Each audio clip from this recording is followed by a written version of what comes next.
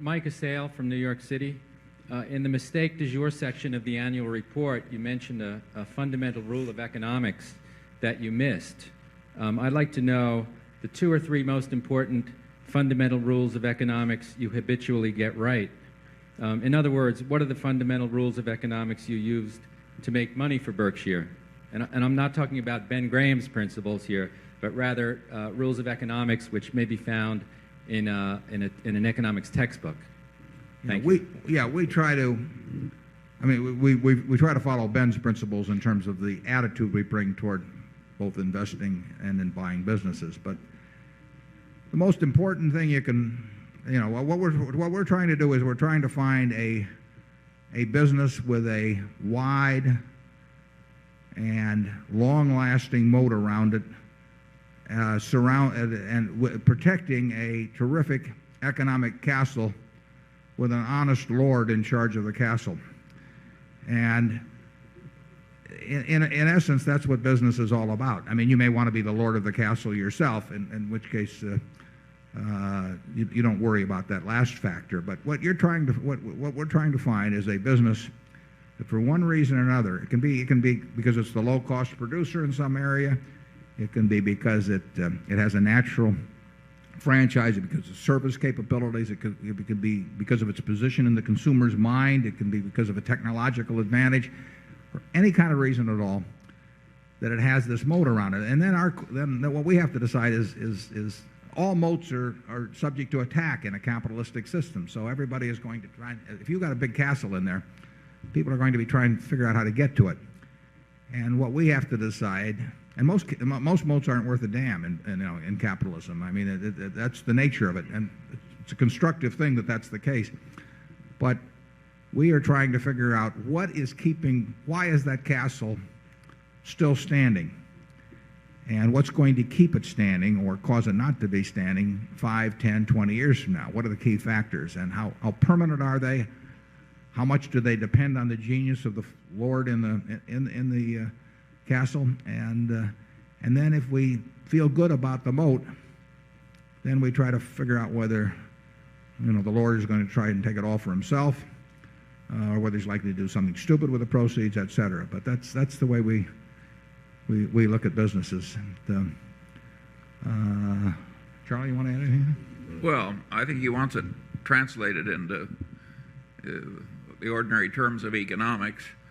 The honest lord is low agency costs. That's the word in economics. And the microeconomic business advantages are, by and large, advantages of scale.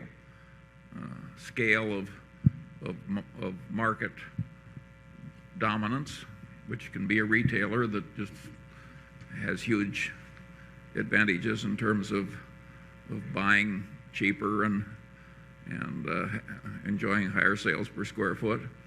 So by and large, you're talking economies of scale. You can have scale of intelligence. In other words, you can have a lord with enough extra intelligence that he has a big advantage. So by and large, you're talking scale advantages and low agency costs. Yeah, to some extent, Charlie and I try and distinguish between businesses where you have to have been smart once and businesses where you have to stay smart. And I mean, retailing is a good case of a business where you have to stay smart. But, you are under attack all of the time. People are in your store. If you're doing something successful, they're in your store the next day trying to figure out what it is about your success that they can transplant and maybe add a little something on in their own situation. So you cannot coast in retailing. There are other businesses where you only have to be smart once, at least for a very long time.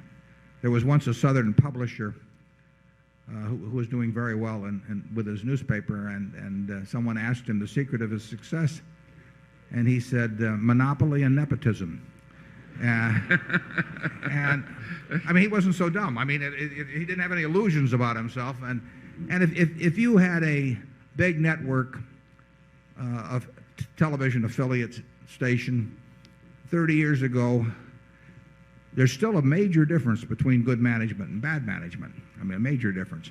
But you could be a terrible manager and make a fortune, basically, because the one decision to own the network TV affiliate overcame almost any deficiency that existed from that point forward.